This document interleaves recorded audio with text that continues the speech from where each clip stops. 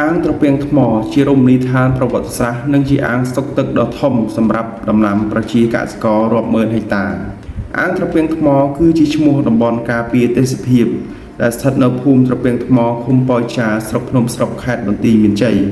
ដែលមានចម្ងាយ66គីឡូម៉ែត្រពីទីរួមខេត្តបន្ទាយមានជ័យបច្ចុប្បន្នអាងត្រពាំងថ្មជារមណីយដ្ឋានទេសចរណ៍ប្រវត្តិសាស្ត្រមួយជាតំបន់អភិរក្សជំរកសត្វស្លាបកម្រនិងសត្វជិតផុតពូជព្រមទាំងមានលទ្ធភាពអាចស្តុកទឹកបានចំនួន180លានម៉ែត្រគូបនៅរដូវវស្សានិង120លានម៉ែត្រគូបនៅរដូវប្រាំងអាងទឹកដ៏ឆ្ងាយដាច់កន្ទុយភ្នែកនេះជាប្រព័ន្ធធារាសាស្ត្រដ៏មានសក្តានុពលទៅដល់ដំណាំស្រែចម្ការរបស់ប្រជាកសិករនៅជុំវិញតំបន់នេះដែលអាចស្រោចស្រពលើផ្ទៃដីស្រូវវស្សា 25,000 ហិកតានិងស្រូវប្រាំងទំហំ 12,000 ហិកតានិងជាអាងរបស់ទឹកជំនន់របស់ស្រុកភ្នំស្រុកនិងស្រុកថ្មពួកផងដែរទិដ្ឋភាពនៃអាងដ៏ធំនេះលាតសន្ធឹងលើផ្ទៃដីជាច្រើនហិកតាអមព័ទ្ធជុំវិញដោយវាលស្រែប្រជាពលរដ្ឋ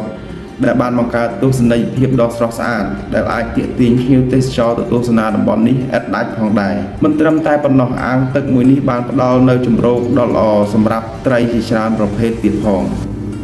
ប្រជាជនក្នុងតំបន់ក៏អាចទទួលបានផលប្រយោជន៍ពីវិស័យទេសចរណ៍ដោយការផ្ដល់សេវាកម្មម្ហូបអាហារជាដើម